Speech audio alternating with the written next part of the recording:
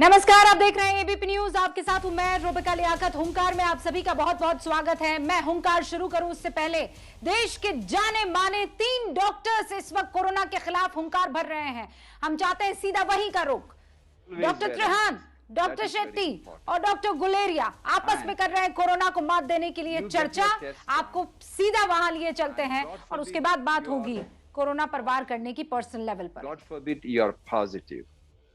My recommendation is that first you see a doctor, get their opinion. It is very, very important for you to get the opinion from a well-trained doctor who knows how to manage COVID.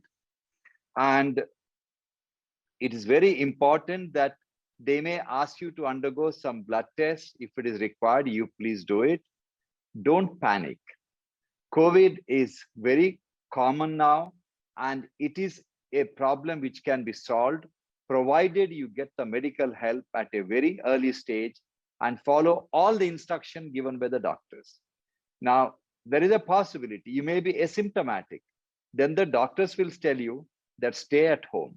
Yes, please stay at home. Isolate yourself. That's very, very important. Wear a mask and check your oxygen saturation every 6 hours with your own pulse oximeter. I expect every citizen of this country now to at least every household to have at least 1 or 2 pulse oximeters, which are freely available and they're not very expensive. And believe me, they are very reliable. And check your oxygen saturation at least once in 6 hours. And after you check it, again, walk for 6 minutes. And then again, you check your oxygen saturation. If your oxygen saturation is staying above 94%, no problems. But if it is falling after the exercise, then you need to call your doctor. It's very, very important that you get the right treatment at the right time. That is very, very important. So before I end my talk, I just want to let you know that it doesn't matter whether you're 100% certain that the fever or a body ache, what you have is not due to COVID. Never rest assured. Because today, as far as doctors like me are concerned, any patient complaining of anything in their body is COVID unless proven otherwise. And if you reach the hospital or approach the doctor, consult the doctor on time, appropriate treatment at the right time can save your life. And now I would like to request my colleague Naresh to take it further. Thank you very much. Good luck and God bless. Good afternoon. This is Dr. Naresh Trehan. So where Dr. Devi Shetty left off is the point that somebody gets the symptoms, gets tested, or gets tested because somebody else in the family has been diagnosed with RT-PCR that they have COVID, or the whole, because today it can be families, whole families who have got infected in the household. So if that is the case, and whoever tests positive, going forward, like Dr. Devi said, the first thing to do is to contact a doctor. There are multiple ways of doing that. You may have your own doctor, you may have a vicinity doctor, or as you may have seen, all of our hospitals, I represent Vedanta, Dr. Shetty does Narayana, that we have apps which says Vedanta COVID app, or all the hospitals have, and all the cities have also actually designed the app, and the government also has it as an app. So you can get advice on the closest doctor, let them understand your symptoms and your age and your comorbidities and the severity of your symptoms, and then advise you what to do. So there are 3 possible scenarios that can emerge from here. One is the fact that you are not sick so much that we don't expect you to recover at home, that the treatment can be started at home right away, and monitoring at home can be done, and you have given guidelines of what medicines to take, and the medicines will vary according to the need of the individual. That's why you need a doctor to understand your symptoms and your other comorbidities and other things and then prescribe. So that is what we call home care or home quarantine. In case you do not have enough space in the house to isolate yourself, then we have quarantine centers where one can be admitted and care taken, like isolation there, and also your oxygen and all that can be measured there.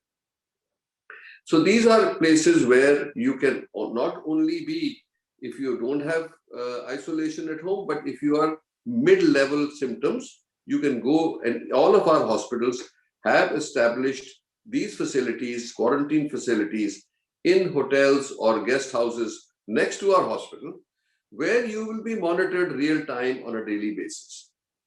If by perchance things deteriorate, we can always bring you into our hospital. That way the channel is clear that you do not seek a hospital admission if it is not necessary or out of panic.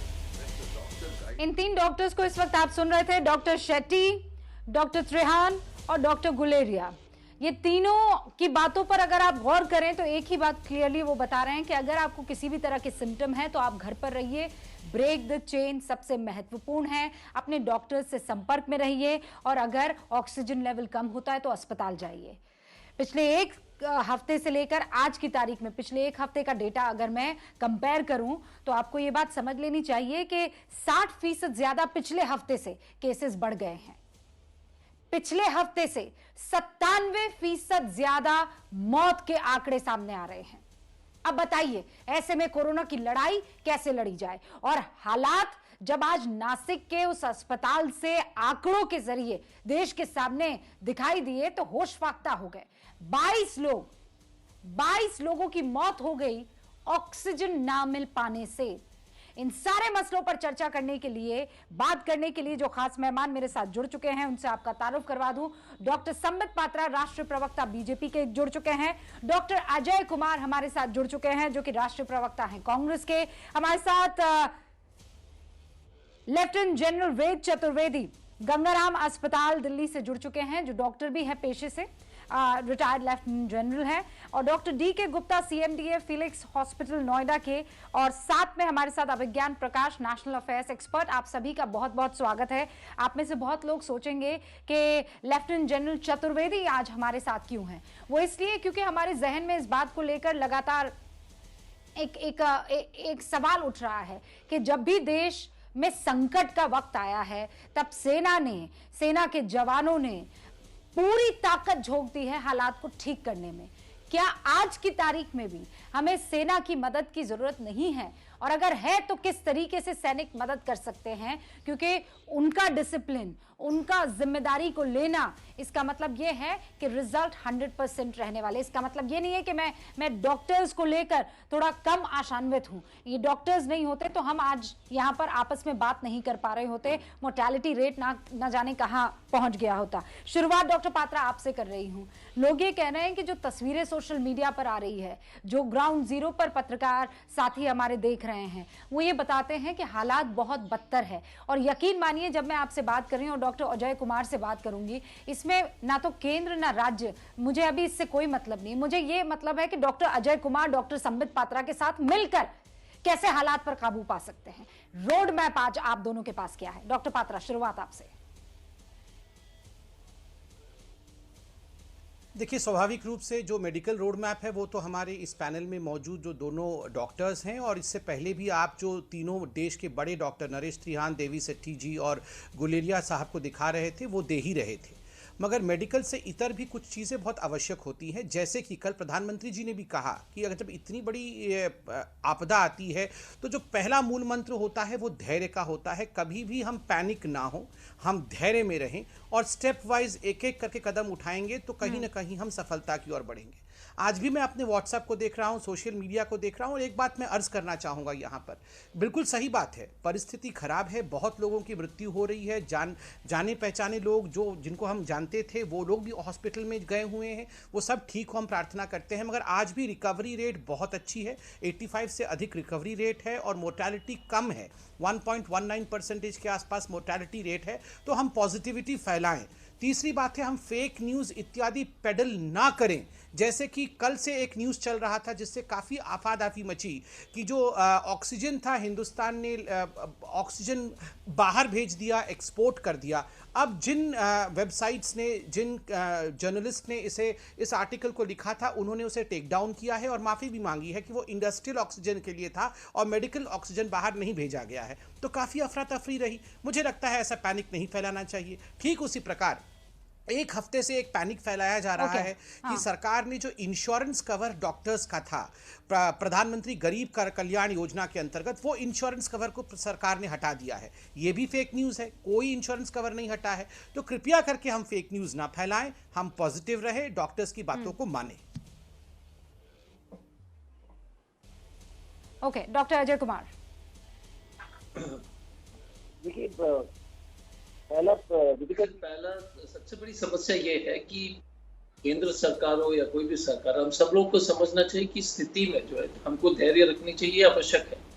लेकिन अगर आप देखेंगे कि oxygen हो या दवाई की जो कमी है, एक उदाहरण के रूप में हम रेमडेसिविर की भी बात कर रहे थे।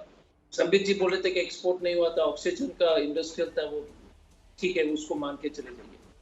11 लाख के आसपास रेमडेसिविर हमने एक्सपोर्ट भी किया था उस समय। और जिस तरह से, और सभी, और मुझे पूरा विश्वास है कि सभी लोग इस पैनल में देखेंगे कि उनके जान पहचान के लोग जो है, काला बाजारी चल रही है रेमडेसिविर में, टॉक्सिजोलोमैब की काला बाजारी चल रही है। सभी दवाई की काला बाजारी इसलिए चल रही है क्योंकि मार्केट में होर्डिंग हो रहा है या उपलब्ध नहीं है। हमारे बगल में बांग्लादेश भी बहुत बड़े मात्रा में रेमडेसिविर बनाते हैं, तो अगर उसका भी इम्पोर्ट हो जाता, तो अगर आयात हो जाता, तो कम से कम इस तरह की, जिस तरह से 25,000 50,000 पर रेमडेसिविर, खासतौर से मैं अपने जान पहचान लोग से बात कर रहा हूँ, तो कुछ लोगों को रेमडेसिविर की आवश्यकता थी। लेकिन ये स्थिति हम यहाँ पर देखिए, हम उसका समाधान जरूर कर सकते हैं रूबिका जी, और समाधान पर बहुत सारे, सबके पास बराबर के आइडियाज हैं। लेकिन हम इस स्थिति पर जब तक ये नहीं पता लगाएं कि हम इस स्थिति पर पहुंचे क्यों। आप देख लीजिए, जैसे कि सरकारी हॉस्पिटल में ऑक्सीजन प्लांट बिठाना था 160 हॉस्पिटल में, टेंडर अक्टूबर में आप रिलीज करते हैं, अभी तक सिर्फ 32 हॉस्पिटल में ऑक्सीजन प्लांट बिठाया गया है। ये समस्या है। अगर आप मानेंगे कि ये समस्या नहीं है, रेमडेसिविर का प्रोडक्शन सेंट्रलाइज था, ठीक है, आप केंद्र सरकार ने अब छूट दी है। अब बाकी टॉक्सिजोलोमैब पर तो चर्चा मत कीजिए, वैक्सीन के अपने परेशानियां हैं। अभी 3000 करोड़। हाँ बोलिए। हाँ, पॉइंट तो है सर, ये पॉइंट है। आप जो बातें कह रहे हैं उसमें पॉइंट है। आप कह रहे हैं काला बाजारी नहीं होनी चाहिए। आप ये कह रहे हैं कि जब भी आपदा आई है, डिमांड और सप्लाई में गड़बड़ी हमेशा देखी गई है। वो अचानक आज की तारीख में हुई है ऐसा भी नहीं है, ये आप बात मानेंगे। अब मैं आपसे बहुत जिसे कहते हैं ना क्लैरिटी के साथ ये समझना चाहती हूँ कि मान लीजिए अगर सब चीजें शानदार होनी ही थी, मान लीजिए डिसिप्लिन वे में हमें करना था, ईमानदारी से हमें करना था, सरकारों को मैं जब ये बात कर रही हूँ, तो फिर महाराष्ट्र में, छत्तीसगढ़ में, राजस्थान में वहां हालात खराब नहीं होते ना। मैं ये मान के चल रही हूँ कि आप बहुत डिसिप्लिन वे में ईमानदारी से काम कर रहे हैं। हालात सब जगह एक जैसे हैं, तो अभी क्या राजनीति की गुंजाइश है? नहीं, राजनीति की बात नहीं है। देखिए, एक चीज है, पहली बात है कि ये कोविड की लड़ाई में पहले सब चीज सेंट्रलाइज था, वैक्सीन प्रोक्योरमेंट से डिस्ट्रीब्यूशन। प्रदेश तो वैक्सीन प्रोक्योर नहीं कर सकते थे। अगर आप कह रहे हैं कि दुनिया के सबसे बड़े वैक्सीन बनाने वाली देश है, तो ये इस स्थिति में हम कैसे पहुंच गए? क्योंकि बाकी वैक्सीन मैन्युफैक्चरर्स कोविड के वैक्सीन बना नहीं रहे। और आप कंपल्सरी, और बहुत सारे आइडियाज देते, मनमोहन सिंह जी ने दिए थे, राहुल गांधी जी ने दिए थे, हंसते हैं ये लोग, हमारे ऊपर हंसते हैं, उसके बाद सबको लागू कर लेते हैं। अब बताइएगा कि अब सीरम इंस्टीट्यूट को पैसे दे रहे हैं, हमने यही कहा था पहले, मनमोहन जी का चिट्ठी पर उन्होंने जवाब दिया था, उसके बाद सब चीज उन्होंने लागू किया। डॉक्टर कुमार, मैं बस 20 सेकंड का एक रिएक्शन डॉक्टर पात्रा से लेना चाहती हूँ और फिर मेरे 3 और मेहमान। ओके डॉक्टर कुमार, आप जानते हैं मेरे साथ मेहमान हैं, वक्त की हमारे पास कमी है, 3 डॉक्टर्स का भी पैनल डिस्कशन भी हम दिखा रहे थे, इसलिए मैं चाहती हूँ क्विकली एक ओपनिंग रिमार्क, लेकिन उससे पहले 30 सेकंड का जवाब डॉक्टर पात्रा। देखिए रूबिका जी, आपने ऑब्जर्व किया होगा, मैंने अपने ओपनिंग स्टेटमेंट में कोई राजनीति नहीं करने की कोशिश की, किंतु यहाँ पर बार बार हमारे पार्टी के ऊपर अटैक किया गया। वैक्सीनेशन को लेकर राहुल गांधी जी ने आज 2 ट्वीट किए। ये अलग बात है कि प्रियंका गांधी जी ने कहा कोई तू मैं नहीं होना चाहिए। राहुल गांधी ने कहा वैक्सीनेशन डीमोनेटाइजेशन की तरह है और इससे फायदा केवल मोदी के उद्योगपति मित्रों को होगा, और उन्होंने सीरम इंस्टीट्यूट ऑफ इंडिया को उद्योगपति मित्र कह दिया। आप बताइए, यहाँ 2 प्राइवेट हॉस्पिटल के डॉक्टर बैठे हुए हैं, क्या इनको हम फेंक दे बाहर उठा करके?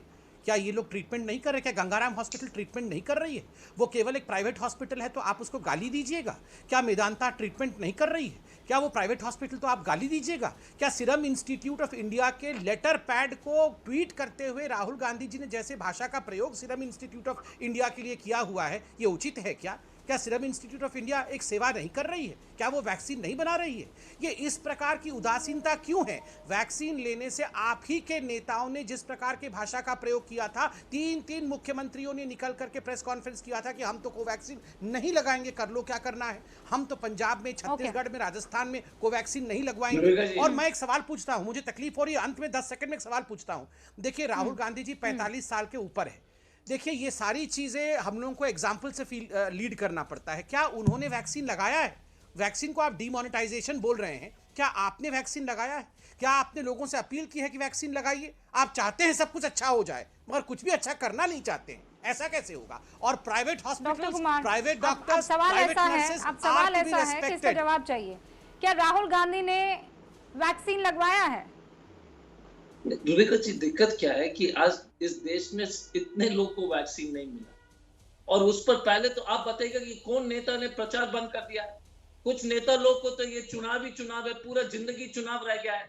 अगर राहुल गांधी जी ने चुनाव में प्रचार बंद किया तो बाकी भारतीय जनता पार्टी के लोग क्यों नहीं? आप बताइएगा कि उन्होंने चुनाव प्रचार बंद किया क्या? ये हम सवाल कर सकते हैं। देश में इतनी बड़ी आपदा है और उन्होंने चुनाव में, एक सेकंड, देश में इतनी बड़ी आपदा है और ये लोग चुनाव प्रचार कर रहे हैं। आप बताइएगा कि जब इतने जो है 2,70,000 लोग, डॉक्टर कुमार, मैं यहाँ बैठी हूँ, इसी जगह बैठी थी और इसकी सराहना हुई थी कि राहुल गांधी ने एक बहुत बड़ा फैसला लिया और उसके बाद खबर आई कि वो कोरोना से संक्रमित हो गए। ये सवाल लगातार अमित शाह से पूछा जा रहा है, जेपी नड्डा से पूछा जा रहा है, प्रधानमंत्री नरेंद्र मोदी की रैली के कार्यक्रम को लेकर भी लगातार सवाल पूछा जा रहा है। ऐसा नहीं है कि हम सवाल नहीं पूछ रहे हैं, लेकिन मुझे इस सवाल का जवाब तो दे दीजिए कि राहुल गांधी ने वैक्सीन लगवाई है कि नहीं लगवाई है? 45 से ऊपर है ना वो।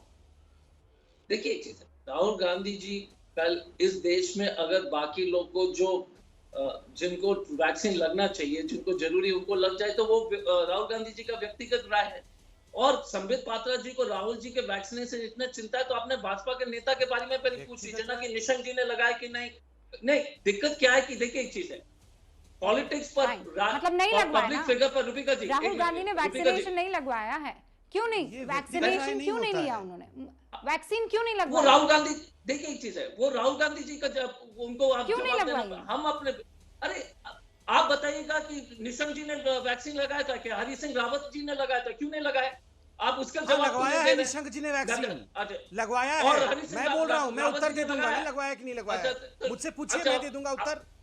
अरे पूरा लगवाया है, आप बता दीजिए, आपके सभी कैबिनेट मिनिस्टर ने लगा दिया। आप बताइए राहुल जी ने लगवाया है कि नहीं लगवाया? अरे क्यों? अरे दिक्कत यही है ना कि राहुल जी ने प्रचार बंद किया, आपने प्रचार बंद किया। अजय जी, आप भी डॉक्टर हैं, मैं भी डॉक्टर हूं, हमारे सभी कैबिनेट मंत्री ने कोवैक्सीन लगाया है। आप सिर्फ इतना बताइए राहुल जी ने लगाया है कि नहीं लगाया है? इतने बड़े आपदा में आप प्रचार कर रहे हो, इससे शर्मनाक है तो वैक्सीन। अजय जी, आप डॉक्टर हैं, एक बहुत महत्वपूर्ण, अजय जी यही तो मैं बोल रहा हूँ, शांत हो जाइए, बहुत ही महत्वपूर्ण बात है। तो इस चुनाव रैली में ज्यादा अजय जी मैं थोड़ा वक्त देती हूँ, अरे सुनिए, आप संपर्क साध लीजिए हेडक्वार्टर से और फिर उसके बाद मुझे जवाब दे दीजिएगा। डॉक्टर पात्रा, एक सेकंड रुक जाइए। राहुल गांधी के इंजेक्शन लगाने से बहुत ज्यादा महत्वपूर्ण वो चीजें हैं कि इंजेक्शन लगाने के बावजूद, तमाम चीजों पर विश्वास करने के बावजूद, परेशानी ये है कि जब आप अस्पताल पहुंचते हैं तो आपको बेड नसीब नहीं होता है, सिलेंडर नसीब नहीं होता है। डॉक्टर डीके गुप्ता, आज की तारीख में आपको क्या लगता है, हिंदुस्तान तैयार है? हम इस मसले से निपट लेंगे? क्योंकि हर दिन जो तस्वीरें आ रही है सर, मेरा दिल बैठा जाता है। हाँ, मैं बहुत पॉजिटिव हूं, लेकिन फिर भी मेरा दिल बैठा जाता है। एक तो रूबिका जी, आपने कहा कि रोड मैप बताएं लोग शायद, और रोड मैप सारा राहुल जी के वैक्सीनेशन लगवाने पे और ना लगवाने पे खत्म हो गया। तो कहीं ना कहीं अभी हमें इस समय डिस्कस करना चाहिए कि रोड मैप क्या है, एक्चुअली क्या करना चाहिए, क्या नहीं करना चाहिए। अभी स्थिति बहुत गंभीर है, अगर ऐसी स्थिति लगातार बनी रही तो शायद दिक्कत होगी। लेकिन अच्छी बात यह है कि हमें पैनिक क्रिएट नहीं करना चाहिए। हमारे पास अभी इतने लिमिट, जिस समय जो इन्फेक्शन संक्रमण फैला हुआ है, इसको कंट्रोल करने की पूरी क्षमता है। क्योंकि पैनिक इतना क्रिएट हो गया है, लोग कालाबाजारी करने लग गए हैं, लोगों ने ऑक्सीजन सिलेंडर लेके घर पे रख लिए हैं, लोग दवाइयां रेमडेसिविर है, फेविफ्लू है, इतनी सारी ऑक्सीजन है, लोग ओवर स्टॉकिंग कर रहे हैं। तो कहीं ना कहीं जो राजनेता बैठे हैं, इन सबको चाहिए, हम सबको चाहिए, लोगों का पैनिक कम करें। इवन आप मानोगे नहीं, पैनिक बढ़ने से, स्ट्रेस बढ़ने से ऑक्सीजन कंजम्पशन हमारी बॉडी में बढ़ जाता है, हमारा बीएमआर बढ़ जाता है। तो अगर कोई पेशेंट कोविड पॉजिटिव आ रहा है, उसका सर ये पैनिक वाली जो बात आपने कही है ना, ये जो पैनिक वाली बात कही है ना, इससे अचानक एक तस्वीर मेरे जहन में आई और इसीलिए मैं रुक करना चाहूंगी। आज इस पैनल में स्पेशली लेफ्टिनेंट जनरल चतुर्वेदी साहब को इनवाइट किया गया है। लेफ्टिनेंट जनरल, हमेशा ये हुआ है, बाढ़, तूफान, किसी भी तरह की आपदा, जब एक सैनिक को आप अपने साथ खड़ा हुआ देखते हैं तो आपके कॉन्फिडेंस लेवल के अंदर अचानक एक इजाफा देखने को मिलता है। क्या वो वक्त नहीं आ गया है कि देश के सेना की मदद हिंदुस्तान को लेनी चाहिए, और अगर ली जाए तो कैसे ली जा सकती है? देखिए, ये एक छोटी विपत्ति नहीं है, बड़ी विपत्ति है। और हमारे पास ही नहीं, चाहे कोई भी डेवलप्ड नेशन, आपका यूएस है जिनके पास बहुत बड़ी आर्मी है, चाइना है उनके पास भी बहुत बड़ी आर्मी है, ये सिर्फ आर्मी अकेले नहीं कर पाएगी। मैं आपको बताता हूँ, आज मैंने दोनों जगह काम किया है, मैं आर्मी की जो स्ट्रेंथ है वो भी जानता हूँ। आर्मी की सबसे बड़ी स्ट्रेंथ जो आपको बताना चाहता हूँ, जो कि सब लोग यही बात कर रहे हैं कि हमें बहुत क्लियर रोड मैप चाहिए, पहली चीज। दूसरी, इंफॉर्मेशन इतनी जबरदस्त होनी चाहिए। मैं आपको आज बताता हूँ कि दिल्ली के कई ऐसे नर्सिंग होम होंगे जहां बेड होंगे। आफ्टर ऑल हमें क्या चाहिए, आप यदि पूछा जाए तो यदि केसेस हो रहे हैं 100 में से 90%, तो वैसे ही नॉर्मल इलनेस है जैसे कि खांसी जुकाम, तो ठीक हो जाएगा। यदि हमको जो क्रिटिकलिटी है 0.6%, हम चाहते हैं कि कोई आदमी बिना ऑक्सीजन या बिना बेड के उसकी कहीं डेथ ना हो जाए, हमें सिर्फ इसी से चिंता है। यदि हम इन दो चीजों को कर लें कि हम किसी को बेड प्रोवाइड कर सकें और किसी को ऑक्सीजन प्रोवाइड कर सकें। अनफॉर्चुनेटली है क्या, इस बड़े शहर दिल्ली में 5-6 हॉस्पिटल्स हैं, चाहे गंगाराम, उन सब के नाम तो मालूम हैं, बट और 150-200 हॉस्पिटल हैं जो छोटे छोटे हैं। उनके लिए हमें क्या है कि उनके पास, सबके पास ऑक्सीजन सिलेंडर है। देखिए, एक ऑक्सीजन सिलेंडर जो E1 टाइप का है, वो करीब 5 लीटर, अबाउट 700 लीटर उसमें ऑक्सीजन होती है। वो एक सिलेंडर करीब 5 घंटे चलता है। इसका मतलब हुआ कि एक व्यक्ति को, देखिए पाइप्ड ऑक्सीजन की जो बात सुबह से हल्ला मचाया जा रहा है कि ऑक्सीजन कमी है, वो पाइप्ड ऑक्सीजन की बात हो रही है। जितने हॉस्पिटल हैं, चाहे वो एम्स हो चाहे गंगाराम हो, हमारे पास बहुत सफिशिएंट स्टॉक है। ये नॉर्मल सिलेंडर्स जो होते हैं, जिसको आप नॉर्मल सिलेंडर ऑक्सीजन का बोलते हैं, जो करीब 700 लीटर होती है। बहुत इंपॉर्टेंट बात कर रहे हैं आप, ये कह रहे हैं कि हमारे पास इतनी ऑक्सीजन है कि ये जो पैनिक सिचुएशन क्रिएट हुई है। अभिज्ञान, क्या ये आइडिया आपको लगता है कि इस वक्त की जरूरत है? सेना आएगी तो डिसिप्लिन आएगा, डिसिप्लिन आएगा तो हालात में बेहतरी आएगी। एक अराजकता का जो माहौल जहनी तौर पर फैला हुआ है वो कम होगा। नहीं, मुझे तो नहीं लगता कि सेना का आना कोई बहुत अच्छी बात होगी।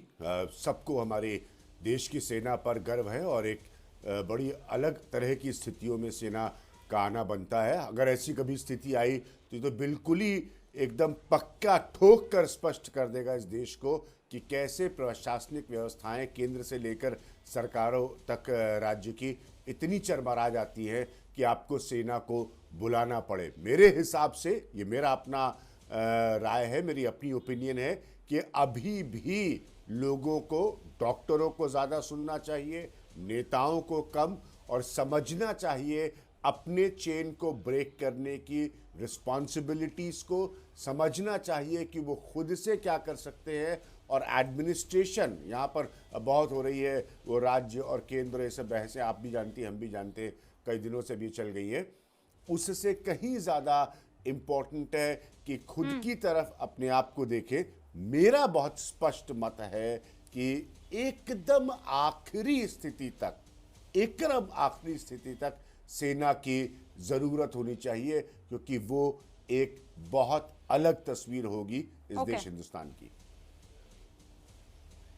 ओके, डॉक्टर अजय कुमार, आपको क्या लगता है? देखिए, मैं अभिज्ञान जी से 100% सहमत हूँ, क्योंकि सेना के अपने, जैसे डॉक्टर चतुर्वेदी को, वेदी साहब को मैं व्यक्तिगत रूप से भी जानता हूँ, और सभी के कि सेना के जो सिस्टम अच्छे हैं, लेकिन इस देश में जितने भी जो तंत्र हैं, प्राइवेट तंत्र हो या सरकारी तंत्र हो, यदि सब चीज जैसे ऑक्सीजन, अगर प्लानिंग और ठीक ढंग तरीके से, बहुत सारे उसमें सुधार की आवश्यकता है, लेकिन सेना ना तो इस समस्या का समाधान कर पाएगी और ना इस समस्या का समाधान हो सकता है, क्योंकि वो इस पूरे देश में जो महामारी की जो आपदा है वो बहुत बड़ी समस्या, और सभी डॉक्टर, सभी हॉस्पिटल, सभी फ्रंटलाइन वर्कर्स, सभी नागरिक, जितने भी ड्रग मैन्युफैक्चर, सबको साथ में काम करना पड़ेगा, एक इंडिविजुअल चीज नहीं है। और अगर आप देखेंगे कि जो मेन इश्यूज, तो अभी आपको लगता है ना कि हालात इतने हाथ से नहीं निकले हैं कि सेना की जरूरत है, आवश्यकता है, हम सब मिलकर काम कर सकते हैं? नहीं, और सेना के, देखिए एक चीज है, सेना के हाथ की भी बाहर है। देखिए रूपिका जी, सेना अगर इस देश के सभी doctor, pharma company, frontline workers, जितने भी लोग इस आपदा के, इस महामारी के खिलाफ युद्ध में शामिल हैं, अगर वो कंट्रोल नहीं पाएंगे तो कोई नहीं कंट्रोल पाएगा। और ये हमारे बस में, कंट्रोल करने के बस में है, लेकिन हमारे पास जो हथियार है, ऑक्सीजन है, रेमडेसिविर है, वैक्सीन है, इसके जो प्रॉपर सप्लाईज होंगे, और जिस तरह से प्रवासी मजदूर जो प्लान करने शुरू कर दिए हैं, वो सुनिश्चित होनी चाहिए कि वो रह जाएं अपने घर में, तो ये बीमारी जो है, और उनको किसी तरह का आर्थिक मदद के लिए सरकार को कुछ ऐलान करना चाहिए, क्योंकि फिर से पिछले बार 3 करोड़ लोग गए थे, अब से फिर से देख लीजिए लोग जाने बंद कर। और प्रदेश लोगों के बीच में जो अच्छे संवाद होनी चाहिए। अभी खबर आ रही है कि यूपी और हरियाणा ने जो दिल्ली को जो ऑक्सीजन देना बंद कर दिया, ऐसे जो खबर क्विंट के पोर्टल में आ रही थी। तो इस तरह की जो है समस्याएं को बंद कर, समस्या को पूरी तरह से इसका समाधान करने के लिए अति आवश्यक है। डॉक्टर अजय कुमार, तो फिर ये होगा कैसे? मैं यही तो समझना चाह रही हूँ। जब आप सरकार के किसी भी फैसले पे विश्वास नहीं जताएंगे तो फिर ये होगा कैसे? रूबिका जी, देखिए आप बताइएगा कि जितने भी हमने सुझाव सरकार को दिए थे, मनमोहन जी ने जितने भी सुझाव दिए थे, हर्षवर्धन जी ने तुरंत प्रेस कॉन्फ्रेंस करके चिट्ठी निकाला और बहुत सारे बातें उसमें उन्होंने लिखा, तो वो अपने जगह पर है, लेकिन सभी चीज उन्होंने लागू किए। हम कह रहे हैं कि आप जो है जितने भी वैक्सीन मैन्युफैक्चरर्स इस देश में है उसको कंपलसरी लाइसेंसिंग करके, डॉक्टर पात्रा, आप कैपेसिटी बढ़ाइए। बातें आप वही कह रहे हैं और कर रहे हैं और इम्प्लीमेंट कर रहे हैं जो राहुल गांधी और मनमोहन सिंह ने कही है। डॉक्टर कुमार प्लीज, मैं इसका जवाब चाहती हूँ। डॉक्टर पात्रा, एक सेकंड रूबिका जी, मैं सिर्फ देखिए रूबिका जी, एक सेकंड अगर, अच्छा डॉक्टर पात्रा 10 सेकंड दे दीजिए, डॉक्टर अजय कुमार को अपनी बात रख लेने दीजिए, उसके बाद हाँ 10 सेकंड। देखिए सबसे इम्पोर्टेंट, जैसे कि भारत में जेनरिक मैन्युफैक्चरिंग का जो है एक फैक्ट्री, फार्मास्यूटिकल फैक्ट्री बन गया दुनिया का। हमारे पास वैक्सीन मैन्युफैक्चरर्स बहुत है, लेकिन अभी सिर्फ 2 ही वैक्सीन मैन्युफैक्चर पर हम लोग निर्भर। हम सुझाव दे रहे थे कि आप कंपल्सरी लाइसेंसिंग करके इस महामारी के लिए तो कम से कम उसको, बाकी वैक्सीन हेट्रो होगा, बायोलॉजिकल इवेंट्स होगा, हैफकिन इंस्टीट्यूट, बहुत सारे, क्योंकि जब इस लड़ाई में अगर आपको वैक्सीन ही प्रोड्यूस करने तो वो सुझाव भी ले लीजिए। जब आपने 5 में से 3 तो ले चुके हैं तो बाकी 2 भी ले लीजिए। Okay doctor Patra. रूबिका जी, मुझे तो आश्चर्य लग रहा है कि, अब मैं उत्तर दे रहा हूँ। रूबिका जी, अब मुझे तो आश्चर्य लग रहा है, यहाँ लड़ाई केवल क्रेडिट की हो रही कि हमने ऐसा कहा, उसके बाद मोदी जी ने ऐसा किया। देखिए, ये आप भी जानती हैं और ये जो दर्शक है वो भी जानते हैं, जो डॉक्टर्स बैठे हैं वो भी जानते हैं, क्रेडिट की लड़ाई नहीं है, ये जान बचाने की लड़ाई है। और जो ऑब्वियस है, अरे स्कूल बंद होने थे, आप 2 दिन पहले बोल देंगे कि स्कूल बंद कर दो, वो तो बंद ही होने हैं। सबको वैक्सीन लगाओ, ये तो स्वाभाविक सुझाव है। और मैं तो हाथ जोड़ के कहूँगा, अगर आपके पास ये सारे अच्छे अच्छे सुझाव थे तो स्वाभाविक है राजस्थान में तो सिचुएशन बिगड़नी नहीं चाहिए थी, महाराष्ट्र में भी सिचुएशन बिगड़नी नहीं चाहिए थी, छत्तीसगढ़ में ये सारे सुझाव लागू कर देते, कम से कम 3 राज्य तो बच जाते। देखिए ये तू मैं बंद करिए। मैं ऑन द लार्जर पर्सपेक्टिव कि क्या आर्मी को सामने आके टेक ओवर करना चाहिए, मैं इससे बिल्कुल सहमत नहीं हूँ।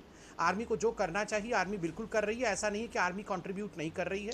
DRDO अपनी हॉस्पिटल्स बना रही है, आर्मी ने अपने कई राज्यों में, लगभग हर राज्य में आर्मी ने अपने कई बेडेड हॉस्पिटल्स बनाए हैं। आपको याद होगा राजनाथ जी से लगभग सभी चीफ मिनिस्टर्स की बातचीत हुई, आर्मी ने अपने हॉस्पिटल्स हर जगह खोले। तो डॉक्टर पात्रा, कुल मिलाकर एक चीज पर आप लोग सब एक ही पेज पर हैं कि आर्मी, कि आर्मी को अभी हालात अपने कंट्रोल में नहीं लेने चाहिए, जिस तरीके से उनको काम करना चाहिए वो इस वक्त किया जा रहा है।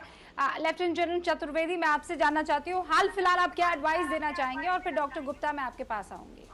नहीं, जितनी एजेंसीज हैं देखिए इस देश में, ये देश बहुत बड़ा है, ये सिर्फ देश आर्मी या एक ऑर्गेनाइजेशन का नहीं है। हम सभी एजेंसीज को, सभी पार्टीज को, सभी लोगों को साथ में आना पड़ेगा। ये नहीं हो सकता कि ये मीडिया हाउस उसका है, वो मीडिया हाउस उसका है। यदि हम सही इंफॉर्मेशन पब्लिक को देंगे, हम पैनिक नहीं करेंगे, तो हम इस लड़ाई को लड़ सकते हैं। देखिए इवन वॉर में भी, लड़ाई में जो जीतता वो है जो पैनिक ना करे। देखिए 71 लड़ाई में क्या हुआ था, जो पाकिस्तानी फौज थी वो पैनिक में आके सरेंडर कर दिया था। इसका मतलब ये हुआ कि सबसे बड़ी चीज है जो पहले कई लोगों ने बोला है कि पैनिक ना किया जाए, दैट इज नंबर 1। दूसरा, ये जितने गवर्नेंस हैं उनका ये नहीं कि हर आदमी फोन कर रहा है। ये पर्ल ऑफ एडवाइस है आज की तारीख में, नो पैनिक। आज पैनिक करने की अब से जरूरत नहीं है। डॉक्टर DK गुप्ता, आपकी वैल्यूएबल एडवाइस क्या होगी, स्पेशली वो एडवाइस जिसमें मान लीजिए आपको ऑक्सीजन की जरूरत हो, नहीं मिल पा रही है, तब क्या करना चाहिए? सबसे पहली बात तो ये है कि जितने हम सब लोग हैं, चाहे वो पक्ष है, विपक्ष है, नेता है, मीडिया है, सबको एक ही भाषा बोलनी चाहिए। जैसे अभिज्ञान जी बोली है कि सबको डॉक्टर्स की भाषा बोलनी चाहिए। सब लोग अगर डॉक्टर्स की भाषा बोलेंगे तो शायद कहीं ना कहीं उनके सबके रोल मॉडल हैं ये लोग, और कुछ लोग सुनेंगे तो उनको फॉलो करेंगे। और ऑक्सीजन अगर रिक्वायरमेंट है तो पहली बात तो एक, जो हमें इस समय टेस्टिंग और किसी चीज पर फोकस नहीं करना चाहिए। इस समय हमें सिर्फ फोकस करना चाहिए ट्रीटमेंट, और वो भी स्पेशली जिसको रिक्वायर्ड है उसको ट्रीटमेंट, अननेसेसरी ट्रीटमेंट नहीं करना चाहिए। किसको बेड रिक्वायर्ड है, किसको नहीं है। तो सेग्रीगेशन ऑफ पेशेंट कि सच में एसिम्प्टोमेटिक है, माइल्ड सिम्प्टोमेटिक है या सीवियर सिम्प्टोमेटिक है। तो जो सीवियर सिम्प्टोमेटिक है उसको ट्रीटमेंट चाहिए, एसिम्प्टोमेटिक को, माइल्ड को नहीं चाहिए। तो सीवियर सिम्प्टोमेटिक को ऑक्सीजन चाहिए, उसको बेड चाहिए। तो डेफिनेटली हर देश में, हर जिले में कहीं ना कहीं एक सिस्टम होना चाहिए, इन्फॉर्मेशन के डिस्प्ले होना चाहिए, कहाँ कितने बेड खाली है, कहाँ कितने ICU बेड खाली है। और मैं तो ये कहता हूँ आपके माध्यम से कि हर सोसाइटी में डॉक्टर्स रहते हैं, पैरामेडिकल स्टाफ रहता है, सब में क्लब हाउस है, कम्युनिटी सेंटर है, सबके अंदर एक छोटा आइसोलेशन सेंटर बना देना चाहिए। और वहाँ के डॉक्टर, मेरे पास वक्त की कमी है, अभिज्ञान 10 सेकंड में अपनी बात रख लीजिए प्लीज। ओके डॉक्टर, 10 सेकंड अभिज्ञान। हाँ 10 सेकंड में डॉक्टर्स की सुनिए, जैसे मैंने पहले कहा, और ये पॉइंट संबित पात्रा का बिल्कुल वैलिड है। सेना की अगर भूमिका की हम बात करें तो सेना मेकशिफ्ट यानी कि कम समय में अस्पतालों, जैसे DRDO वाले पॉइंट का संबित पात्रा ने जिक्र किया, इस स्थिति को ज़रूर उसमें अपना कंट्रीब्यूशन कर सकती है, क्योंकि सेना की खासियत होती है, ट्रेनिंग होती है इस तरह की। चलिए यहाँ हम एक साथ हैं, एक प्लेटफॉर्म पर हैं। सेना ये काम अपना कर रही है, हमें क्या करना है, हमें पैनिक नहीं करना है। सबसे इंपॉर्टेंट, हमें काम रहकर सिचुएशन को हैंडल करना है। आप सभी का बहुत बहुत शुक्रिया, अच्छा लगा। तू मैं ज्यादा नहीं हुई, और क्या रोड मैप होना चाहिए इस पर चर्चा हुई। लौटेंगे जल्दी, आप सभी का बहुत बहुत शुक्रिया, अपना ख्याल रखिएगा। आप देखते रहिए ABP न्यूज।